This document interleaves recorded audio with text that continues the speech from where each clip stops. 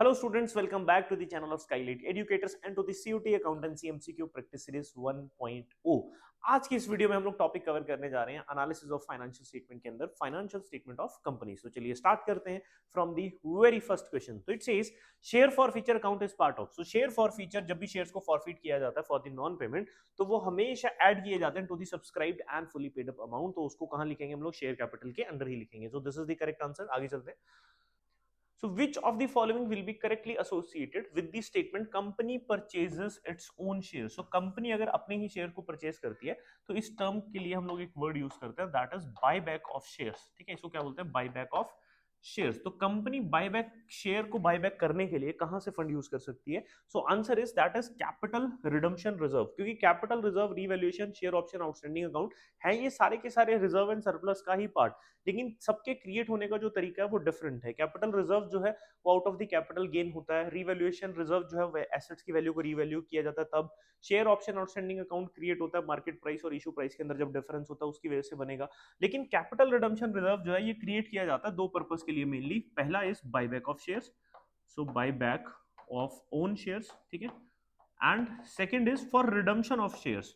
और रिडम्पशन कौन से शेयर्स की होती है? Redemption of preference shares. ठीक है, so that's it. So this is the answer, point number C. चलिए आगे चलते हैं। Okay, so goodwill is, so ये बहुत ही बेसिक क्वेश्चन है जो 11th क्लास से हम लोग बच्चों से पूछते आ रहे हैं। गुडविल का जो बेसिक नेचर होता है दैट इज इंटेंजिबल। ठीक है, अब ये फिक्टिशियस, करंट, फिक्स, इंटेंजिबल, बहुत कुछ यहाँ पे ऑप्शन दिए जाते हैं, लेकिन हमेशा याद रखना है कि गुडविल कौन सा एसेट है? हमेशा गुडविल इंटेंजिबल एसेट है। चलो आगे चलते हैं। इसमें कुछ ज्यादा था नहीं एक्सप्लेन करने के लिए, इसलिए मैंने इस क्वेश्चन पर ज्यादा टाइम नहीं लगाया। A set of financial statement as per the section 2 subsection 40 of the Companies Act 13 does not include। so किसको इंक्लूड नहीं करता? so set का मतलब क्या है कि फाइनेंशियल स्टेटमेंट का पार्ट क्या क्या है, तो मैं आपको बताता हूँ। एज पर दी शेड्यूल 3 पार्ट 1 हमारी बैलेंस शीट आती है, हमारे पास जो statement of profit and loss है पार्ट 2 वो आता है, हमारे नोट टू अकाउंट्स आते हैं एंड कैश फ्लो स्टेटमेंट आते हैं। ये जो चार चीजें हैं ये फाइनेंशियल स्टेटमेंट्स का पार्ट होता है। ठीक है, सो देखिए यहाँ पे बैलेंस शीट है, स्टेटमेंट ऑफ P&L है, नोट टू अकाउंट्स है, कैश फ्लो स्टेटमेंट चौथा है, लेकिन उसकी जगह क्या लिखा गया है? Ratio analysis. So this is the answer, this is not the part of, it does not include as per the section 2 subsection 40 of the Companies Act। so answer is ratio analysis। तो ratio analysis है क्या, मैं ये बता देता हूं आपको।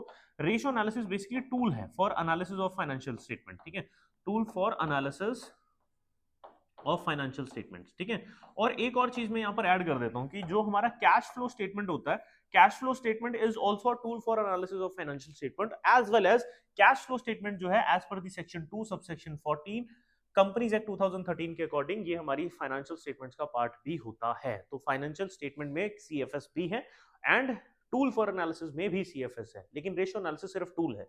चलो आई होप कि आप कंफ्यूज ना हुए हो। चलिए next is which of the following can be converted into the equity share capital. तो किनको हम लोग इक्विटी शेयर कैपिटल में कन्वर्ट कर सकते हैं?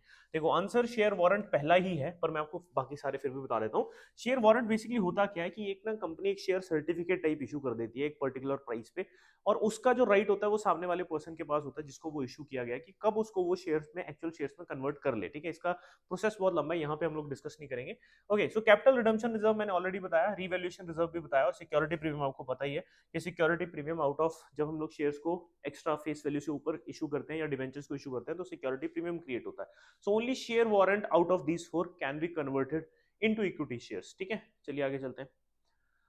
So debenture ready for the maturity. So अगर डिबेंचर्स की मेच्योरिटी रेडी है, यानी हम लोग करंट ईयर में उनको पे ऑफ करने वाले हैं, तो those are part of our other current liabilities. तो नॉर्मली ये क्या होता है, ये हमारा लॉन्ग टर्म बोरोइंग का पार्ट है। अगर ये लॉन्ग टर्म है, मान लो 10 ईयर्स है, अब ये कभी ना कभी तो 10, 9, 8, 7, 6, 5 करते करते 1 ईयर हो जाएगा। तो जब ये 1 ईयर हो जाएगा तो ये आ जाएगा अदर करंट लाइबिलिटीज के अंदर। ठीक है, आगे चलते हैं। Okay, so which of the following, okay so यहाँ पे हमें मैच करना है। देखिए सो बहुत आसान है ये। देखो सबसे पहले क्या है? ट्रेडमार्क। ट्रेडमार्क क्या होता है? हमारा इंटेंजिबल एसेट आता है। अगर बाई चांस ये आपको बोर्ड में आ गया ना तो आप, मुझे लगता है कि सबसे ज्यादा खुश हो जाओगे यार, इतना आसान क्वेश्चन है ये। देखो सो फर्नीचर क्या है? This is a tangible fixed asset. Cash in hand क्या है? कैश एंड कैश इक्विवेलेंट है। This is a part. तो ऑब्वियसली वर्क इन प्रोग्रेस जो है ये हमारे किसका पार्ट है? इन्वेंट्रीज का पार्ट होता है, लेकिन यहाँ पे क्या लिखा है? Current asset. तो हम इसको अभी फिलहाल के लिए यहाँ रखते हैं। ठीक है, चलो अब आंसर्स को मैच करते हैं। देखिए सो ट्रेडमार्क 1 का सी, देखिए 1C 1C, सो इन दोनों में से है। देन इज 2 का A 2 का A, सो देखो सो 2A 2A। अब थर्ड में मैच करते हैं। थर्ड का D होना चाहिए बिल्कुल सही, और फोर्थ का B होना चाहिए। चलिए सो यहाँ नहीं है, सो यहाँ है। So A is the correct answer. ठीक है, third is D, that's it. So this is the answer, option number A is the correct answer. चलिए आगे चलते हैं, काफी आसान था ये।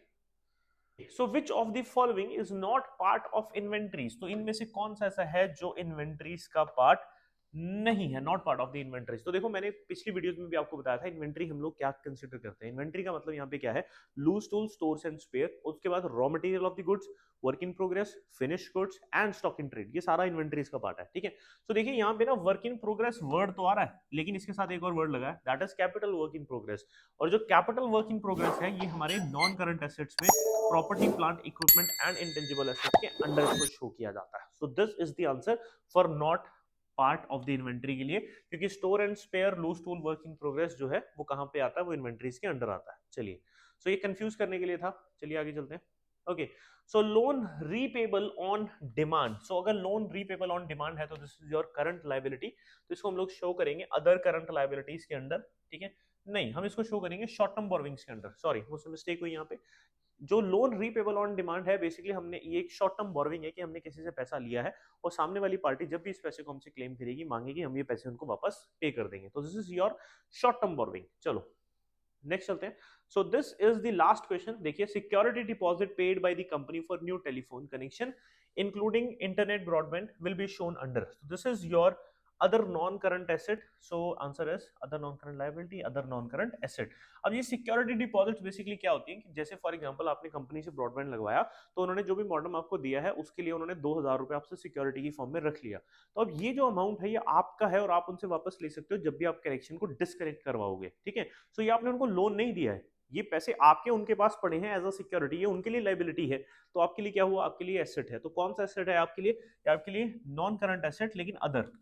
ठीक है, so this is the answer for question number 600। तो इसके साथ हमारे 600 क्वेश्चन भी कंप्लीट हो चुके हैं। आई होप कि आपकी तैयारी for board exam as well as CUET exam अच्छी चल रही हो और इन टेस्ट के साथ आपको डेफिनेटली कुछ ना कुछ तो हेल्प मिल रही होगी। तो अब हम लोग मिलेंगे नेक्स्ट 10 क्वेश्चंस के साथ नेक्स्ट वीडियो में।